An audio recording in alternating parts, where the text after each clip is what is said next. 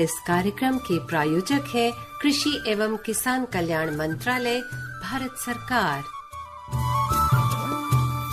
प्रधानमंत्री किसान मान धन योजना। मिलेगा पेंशन का सहारा, कृषक ना होगा बेसहारा। जुड़ेगा खुशियों से नाता, कटेगा सुख से बुढ़ापा। सुरक्षित होगा अन्नदाता, सुरक्षित होगा अन्नदाता।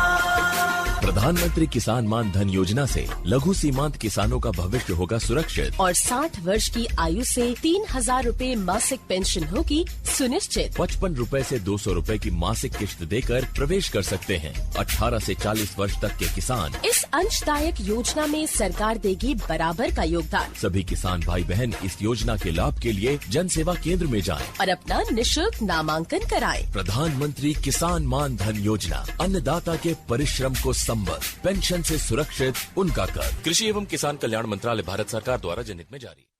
नमस्कार, 100.1 मेगाहर्ट्ज पर ये आकाशवाणी का FM गोल्ड चैनल है। कार्यक्रम है किसान की बात और मैं हूँ आपके साथ नीरा, मेरे साथ है अश्वनी जी। और अश्वनी, जैसे कि हम सब जानते हैं कि ये कार्यक्रम जो है नए विषय के साथ आता है और विशेषज्ञ भी हमारे साथ होते हैं, तो आज फिर एक नई कड़ी लेकर हाजिर हैं। बिल्कुल, और नई कड़ी में जुड़ने से पहले किसान मित्रों से थोड़ी सी बात कर लेते हैं, क्योंकि हम रोज ही उस बात पर बहुत ज्यादा जोर दे रहे हैं और किसान मित्रों आपको पता भी है और आप उस कैंपेन में शामिल भी हो गए हैं। जी हाँ नीरा, हमारे किसान मित्र हमारा इशारा समझ गए हैं। हमारा इशारा है जो हम इस बार 2023 को अंतर्राष्ट्रीय मिलेट्स ईयर मना रहे हैं विश्व पटल पर, तो हम आज इसी के बारे में बहुत तकनीकी और जो आंकड़े हैं और हम किस दिशा में आगे बढ़ रहे हैं उससे संबंधित सारी बात करेंगे। बिल्कुल अश्विनी, और साथ ही साथ जब हम बात करते हैं कृषि की, किसान की, हाँ। तो हम सब जानते हैं कि भारत की अगर हम बात करें तो एक बड़ा हिस्सा जो है आबादी का वो अपनी आजीविका हेतु कृषि पर निर्भर करता है। हाँ। और कृषि अच्छी होगी तो देश बेहतर होगा, प्रगति की तरफ चलेगा और अपने आप खुशहाल बनता चला जाएगा।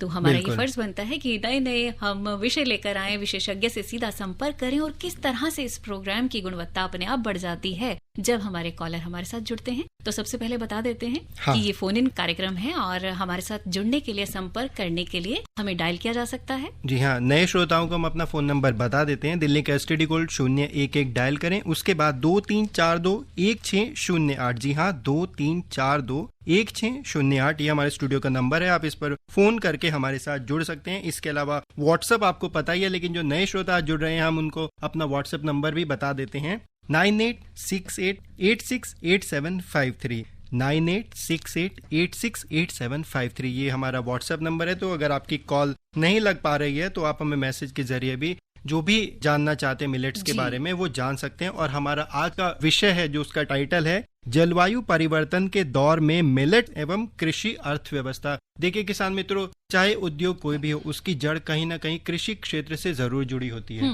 बिल्कुल, और साथ ही साथ ये भी कहना चाहेंगे कि इस विषय से जुड़े हुए आपके सवाल, अगर आपके मन में कोई सवाल है, शंका है, शुभा है, तो आप हमें डायल कीजिए और हमारे एक्सपर्ट से सीधा संपर्क आप कर सकते हैं। और उसके लिए हम आपको टेलीफोन नंबर जो है वो बता चुके हैं, लेकिन अगर आप दिल्ली के बाहर से कॉल कर रहे हैं तो STD कोड जो है 011 लगाना बिल्कुल भी ना भूलें। बिल्कुल, और किसान मित्रों, जलवायु परिवर्तन के दौर में मिलेट्स और कृषि अर्थव्यवस्था में क्या संभावनाएं या किस तरह से एक दूसरे को प्रभावित करते हैं, तो इस संबंध में बहुत ही महत्वपूर्ण जानकारी देने के लिए आज हमने स्टूडियो में आमंत्रित किया है डॉक्टर राज सिंह। आप अध्यक्ष हैं सस्य विज्ञान संभाग, भारतीय कृषि अनुसंधान संस्थान पूसा, नई दिल्ली में। डॉक्टर साहब, कार्यक्रम में शामिल होने के लिए आपका बहुत बहुत स्वागत है। धन्यवाद। देखिए, जब हम मिलेट्स की बात करते हैं तो जो बाजरा है, रागी है, इन सब का तो हमारे किसान मित्र पहले से ही पहचान कर चुके हैं और इस व्यवसाय में जुड़ भी चुके हैं। लेकिन इसके अलावा, जैसे कि डॉक्टर साहब से हमने अभी शुरू में डिस्कस किया था कि एक स्मॉल मिलेट्स होते हैं, तो ये हमारे लिए भी आज थोड़ा सा नया शब्द था। तो डॉक्टर साहब, आप हमारे किसान मित्रों को ये बताएं, ये स्मॉल मिलेट्स क्या हैं और इनकी किस तरह से उपयोगिता है। बिल्कुल, और स्मॉल मिलेट्स पर हम जाएं उससे पहले, जैसे हम कहते हैं कि मोटा अनाज, और फिर साथ ही हम इसे कहते हैं मिलेट्स, तो ये भी एक बात बड़ी रोचक सी डॉक्टर साहब ने हमें बताई थी। हम चाहते हैं कि हमारे जो सुनने वाले हैं किसान भाई बहन हैं वो भी जाने कि ये कहाँ से इसकी उत्पत्ति हुई है, ये जो मिलेट्स शब्द है। देखिए, ये जो मिलेट शब्द है इसकी उत्पत्ति, ये जो बना है ये फ्रेंच यानी के फ्रांस के मिलो शब्द से बना है। जिसका अर्थ है मुट्ठी भर अनाज। यानी कि 1000 दाने के, यानी कि ऐसे छोटे छोटे दाने वाली फसलों का एक समूह है जो पोएसी फैमिली यानी कि जो घासकुल के में आते हैं, और उनके समूह को जो स्मॉल मिलेट कहते हैं। मिलेट्स में 2 प्रकार की फसलें होती हैं। एक तो मेजर मिलेट यानी कि जिनके दाने मोटे होते हैं, कुछ मुख्य होते हैं, जिसमें ज्वार और बाजरा सम्मिलित है। मेजर मिलेट में ज्वार और बाजरा। और माइनर मिलेट में 6 फसलें सम्मिलित होती हैं, जिसमें कंगनी, रागी, खुटकी, प्रोसो, सांवा, कोदो, ये सम्मिलित, ये जो 6 फसलें हैं ये स्मॉल मिलेट में सम्मिलित है। जो स्मॉल मिलेट्स है, इनकी हमारी अर्थव्यवस्था में, जो हमारा कृषि क्षेत्र है, उसमें कितनी उपयोगिता है? स्मॉल मिलेट्स हमारे न केवल अर्थव्यवस्था के लिए बल्कि हमारी हेल्थ के लिए भी बहुत खास है, क्योंकि जितने भी मिलेट्स हैं इनमें जो पोषक तत्व हैं, अगर हम इनको कंपेयर करें अपने धान और गेहूं की फसल से, इसमें चाहे प्रोटीन हो, fibre, calcium, magnesium, zinc, sulphur, iron, phosphorus, ये सभी जो कंटेंट की मात्रा है ये धान के मुकाबले इनमें 2 से 3 गुनी तक होती है। और इनमें खास बात एक होती है कि इनमें फाइबर ज्यादा होता है, जिससे कि पाचन शक्ति में सुधार होता है, डाइजेशन अच्छा होता है, और ओबेसिटी की, मतलब जो आजकल मोटापा ज्यादातर लोग ग्रसित हैं, वो समस्या कम हो रही है। इनमें ग्लूटीन नहीं होता, जितने मिलेट हैं इनमें ग्लूटीन नहीं होता, और ग्लूटीन नहीं होने के कारण इनमें इनके खाने से जो डायबिटीज की प्रॉब्लम होती है वो नहीं होती, कोलेस्ट्रॉल की समस्या कम होती है। इसकी उपयोगिता पे और अधिक जानकारी आपसे चाहेंगे। कॉलर हमारे साथ जुड़ चुके हैं, जानते हैं कि कहाँ से जुड़ रहे हैं। जी जी, स्वागत है आपका कार्यक्रम में। नाम बताइए और अपना सवाल रखिए। जी नमस्कार। नमस्कार जी। नऊ से राजा बात कर रहा हूँ। जी राजा जी, अपना सवाल रखिए।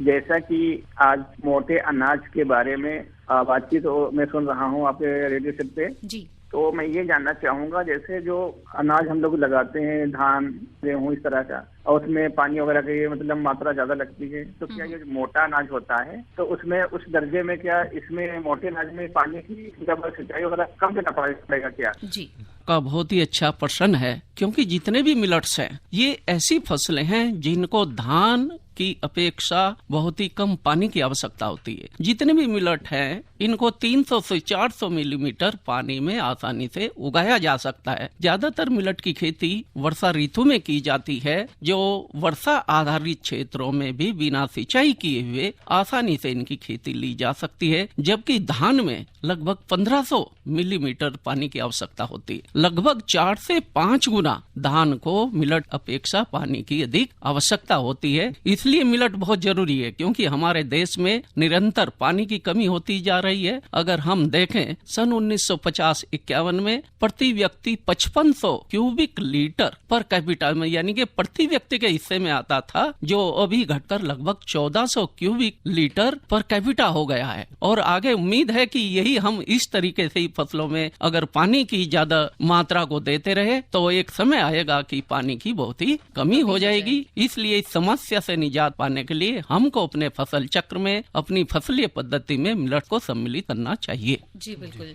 और वाकई में जितने भी हम कहें कि हमारे संसाधन हैं पृथ्वी पर, उसका संरक्षण जो है वो बहुत जरूरी हो गया है। हम अगर पानी की ही बात कर रहे हैं तो पानी को हमें न केवल कृषि की बात होती है, दिनचर्या में भी जब हम पानी का इस्तेमाल करते हैं तो ये छोटी छोटी बात हम ख्याल रखेंगे तो शायद आने वाला कल बहुत ही खूबसूरत होगा। जी जी, जितने भी मिलेट हैं इनमें ग्लूटीन की मात्रा नहीं होती, और जिसका परिणाम ये होता है कि ओबेसिटी, जो शुगर की बीमारी है, उसकी समस्या इनसे कम होती है, जो सेलिक बीमारी है कम होती है, और कोलेस्ट्रॉल की समस्या भी कम होती है। इसलिए जितने भी मिलेट्स हैं हमारे स्वास्थ्य के लिए बहुत ही लाभप्रद हैं। इसलिए आवश्यक है कि हमको अपने भोजन में मिलेट को सम्मिलित करना चाहिए। जी, तो डॉक्टर साहब ये तो बहुत ज़रूरी जानकारी थी, और आपने बताया कि हमारे स्वास्थ्य पर इसका बहुत ही अच्छा प्रभाव पड़ता है, बहुत लाभदायक होते हैं।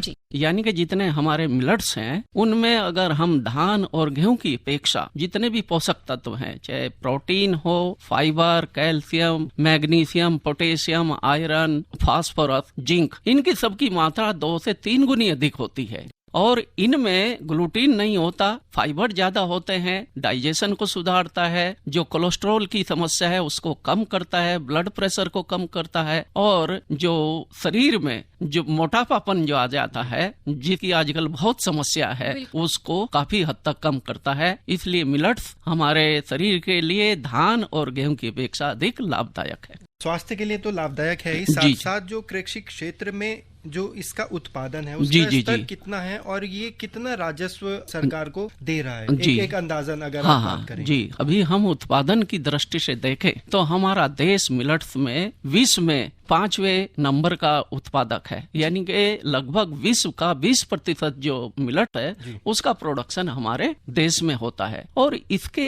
एक्सपोर्ट के द्वारा जो देश को लगभग $68 मिलियन प्रति वर्ष जो है मिलेट्स के एक्सपोर्ट से जो बाहर हम भेजते हैं उनसे कमाया जा रहा है। जबकि विश्व का अगर हम देखें, विश्व में लगभग $400 मिलियन का बाजार है मिलेट के थ्रू, उसमें से हमारे देश में लगभग $68 मिलियन जो है वो विदेशी मुद्रा के रूप में कमाए जाते हैं। इसलिए किसान भाइयों को चाहिए, क्योंकि ये मिलेट ऐसी फसलें हैं जो कमजोर भूमियों में उगाई जा सकती हैं, जो वर्षा आधारित क्षेत्रों में उगाई जा सकती हैं, या ऐसे क्षेत्रों में उगाई जा सकती हैं जहां तापमान अधिक हो, जहां पर पानी की कमी हो, और जहां पर किसान की सोशो इकोनॉमिक कंडीशन है वो कमजोर हो। क्योंकि इनको जो इनपुट्स है, चाहे खाद हो या जितने भी पेस्टिसाइड्स है, उनकी कम मात्रा, पानी इनकी कम मात्रा की आवश्यकता होती है। तो किसान भाइयों के लिए मिलेट्स की खेती बहुत ही लाभदायक है, न केवल किसान भाइयों के लिए बल्कि देश के लिए भी, और जो कंज्यूमर है, जो उपयोग करने वाले हैं, उनके लिए भी मिलेट की खेती बहुत लाभदायक है। जी बिल्कुल। एक और कॉलर हमारे साथ जुड़ चुके हैं, जान लेते हैं कहाँ से बात कर रहे हैं। स्वागत है आपका कार्यक्रम में, नाम बताइए और अपना सवाल रखिए। मैं दिल्ली से संतोष बात कर रहा हूँ। जी संतोष जी, स्वागत है आपका। क्या पूछना चाहते हैं आप मिलेट से संबंधित आज? हाँ, अभी जैसे वो बता रहे मतलब मोटे अनाज के बारे में कि ये शुगर वगैरह के बारे में, तो क्या जैसे आजकल मान लीजिए मोटापा होता है और मोटापे के कारण जो है वो परेशान रहते हैं, तो क्या मोटा अनाज खाने से भी क्या हम लोगों को इस मोटापे से छुटकारा मिल सकता है? जी जी, देखिए अभी इससे पहले हम यही चर्चा कर रहे थे, लेकिन क्योंकि आपने फोन किया है तो डॉक्टर साहब हम चाहेंगे कि आप एक बार फिर से जो इसके फायदे वो दोहरा दें। जी हाँ जी, ये आपने सही पूछा है कि मिलेट के खाने से मोटापा कम होता है। क्यों कम होता है? क्योंकि इनमें रेशे अधिक होते हैं, पाचन अधिक होता है, इसलिए जो हम खाते हैं वो शरीर में ज्यादा जम नहीं पाता। अगर हम दूसरे ऐसे खाने खाएं जिनमें वसा अधिक हो तो उनसे हमारे शरीर में मोटापा बढ़ता है। जबकि मिलेट में फाइबर ये और ग्लूटीन, फाइबर अधिक होने से और ग्लूटीन नहीं होने से मोटापा नहीं होता। जी, तो बहुत अच्छी जानकारी डॉक्टर साहब दे रहे हैं। और किसान मित्रों, आज का हमारा विषय है जलवायु परिवर्तन के दौर में मिलेट्स एवं कृषि अर्थव्यवस्था। और मिलेट से जुड़ी जो तकनीकी जानकारी है ना, वो आप तक बहुत जरूरी जो जानकारी वो पहुंच रही है। तो कार्यक्रम में बने रहिए, लौटते हैं इस छोटे से अंतराल के बाद। हर जोखिम से निकल कर फसल आए, सुरक्षित हो जाए,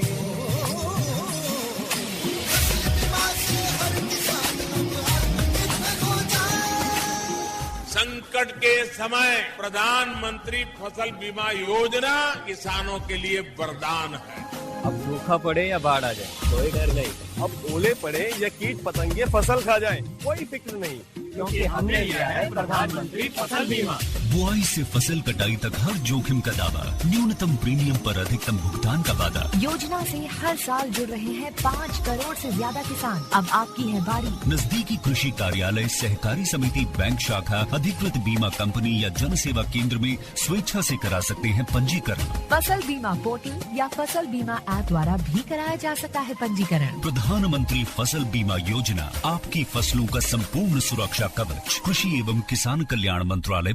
और आज हम चर्चा कर रहे हैं स्मॉल मिलेट्स के ऊपर। बिल्कुल, और सवालों का सिलसिला जो है को आगे बढ़ाते हुए एक सवाल डॉक्टर साहब आपसे पूछना चाहते हैं कि मिलेट्स की खेती की अगर हम बात करते हैं तो उसमें जलवायु परिवर्तन का दौर है वो कितना उस दौर में वो उपयोगी हो सकती है? जी। देखिए, जलवायु परिवर्तन एक बहुत बड़ी समस्या होती जा रही है और जलवायु परिवर्तन के कारण वातावरण में जितनी ग्रीन गैस हाउसेस है, ये चाहे कार्बन डाइऑक्साइड हो, नाइट्रस ऑक्साइड, मीथेन, इन सभी गैसों की मात्रा बढ़ती जा रही है, जिसके कारण वातावरण का तापमान भी बढ़ता जा रहा है और पिछले 100 वर्षों में लगभग 0.6 डिग्री सेंटीग्रेड जो तापमान में बढ़ोतरी हो चुकी है, जिसका परिणाम ये हो रहा है कि हमारी जमीन से पानी का जो उत्सर्जन अधिक हो रहा है, वर्षा का जो मात्रा है उसका जो डिस्ट्रीब्यूशन है, वो जो पैटर्न है वो बिगड़ रहा है और आंधी और दूसरी जो प्राकृतिक जो आपदाएं हैं उनमें काफी परिवर्तन हो रहा है। इसलिए जलवायु परिवर्तन के कारण ऐसा अनुमान है कि अगर यदि 1 डिग्री सेंटीग्रेड तापमान बढ़ जाएगा तो सिंचित क्षेत्रों में 10 से 15% और असिंचित क्षेत्रों में 20 से 25% तक फसल उत्पादन कम हो जाएगा। लेकिन जो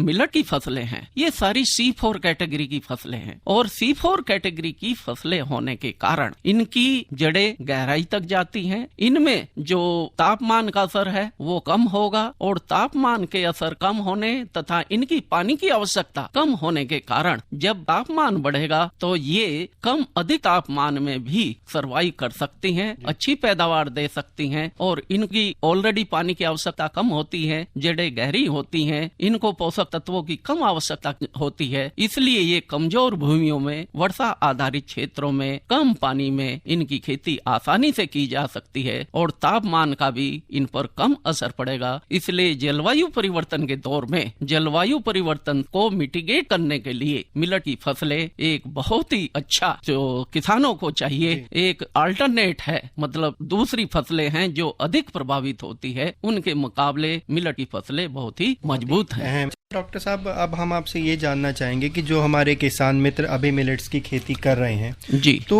वो उस मिलेट्स की खेती में अधिक आमदनी कैसे ले सकते हैं या जो इनके वैल्यू एडिड प्रोडक्ट्स हैं जी, उसमें किस तरह से वो अपनी भागीदारी कर सकते हैं, किस तरह उसके साथ जुड़ सकते हैं? जी, मिलेट की खेती से अधिक लाभ प्राप्त करने के लिए किसान को न केवल हार्ड वर्कर बनकर रहना होगा, उसको स्मार्ट वर्कर भी बनना पड़ेगा। यानी कि जो किसान पैदा कर रहा है उसकी वैल्यू ऐड करके, यानी कि उसके उत्पाद बनाकर बाजार में उससे अधिक लाभ प्राप्त कर सकता है। जितने भी मिलेट हैं, चाहे बाजरा है, बाजरा के उत्पाद, कई उत्पाद बनाए जा सकते हैं जिनमें बिस्किट है, दूसरे उत्पाद है, बेकरी के कई उत्पाद हैं, नमकीन हैं। ऐसे ही बाजार में अभी कंगनी, रागी, इनके बहुत उत्पाद उपलब्ध हैं और ये अच्छी कीमत पर बिक रहे हैं। और बाजरे का जो आटा, खासतौर से जो बाजरा है उसकी आटे की सेल्फ लाइफ कम होती है। भारतीय कृषि अनुसंधान संस्थान के वैज्ञानिकों ने तकनीकी डेवलप की है जिससे कि बाजरे के आटे की सेल्फ लाइफ को बढ़ाया जा सकता है।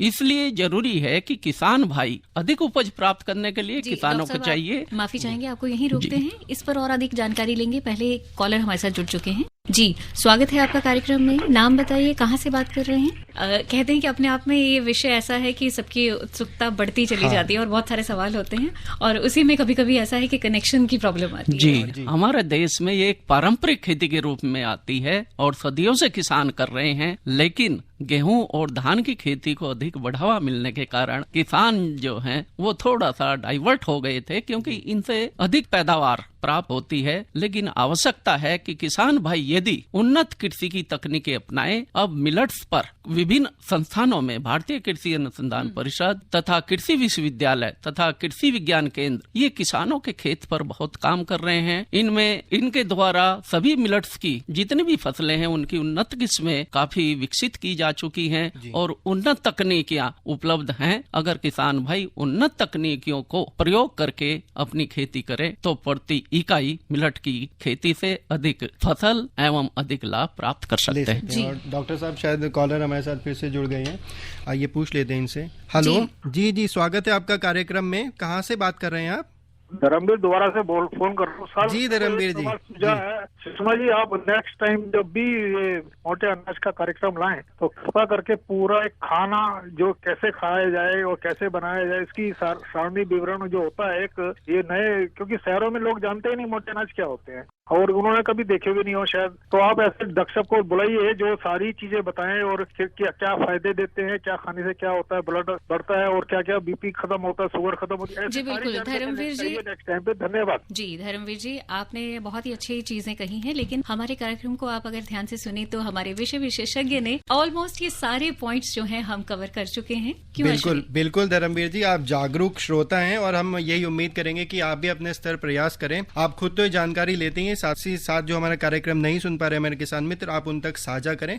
और यही हमारा उद्देश्य भी यही होता है कि जो भी जानकारी हो वो सटीक हो, चाहे वो स्वास्थ्य से जुड़ी हो, चाहे वो पौधों से जुड़ी हो या मिलेट से जुड़ी हो, क्षेत्र कोई भी हो, लेकिन जो हमारे विशेषज्ञ हैं वो उसमें एक्सपर्टीज हैं, उनको इसीलिए विशेषज्ञ कहा जाता है। और ये सौभाग्यशाली है हम कि रोज नए नए विषयों के बारे में जानने का मौका मिलता है। तो कार्यक्रम में फोन करने के लिए बहुत बहुत आपका शुक्रिया धर्मवीर जी। और डॉक्टर साहब, अब हम आपसे ये जानना चाहेंगे कि जो वैल्यू एडिड प्रोडक्ट्स हैं, तो अगर कोई हमारा किसान मित्र उनके पास खेती नहीं है तो और वो इस मिलेट्स के जो उत्पाद हैं उनसे जुड़ने की कोशिश करते हैं या मन बनाते हैं, तो सबसे पहला कदम उनका क्या हो सकता है? देखिए, ये एक रोजगार या काफी स्टार्टअप भी शुरू किए जा चुके हैं मिलेट्स के ऊपर पोस्ट हार्वेस्ट टेक्नोलॉजी में, और इसमें काफी संस्थान है। भारतीय कृषि अनुसंधान परिषद में जितने भी केवीके हैं, लगभग 700 से अधिक केवीके हैं, वो केवीके भी ट्रेनिंग देते हैं, यानी कि कृषि विज्ञान केंद्र, कृषि विश्वविद्यालयों में और भारतीय कृषि अनुसंधान परिषद के विभिन्न संस्थानों में पोस्ट हार्वेस्ट टेक्नोलॉजी के विशेषज्ञ हैं,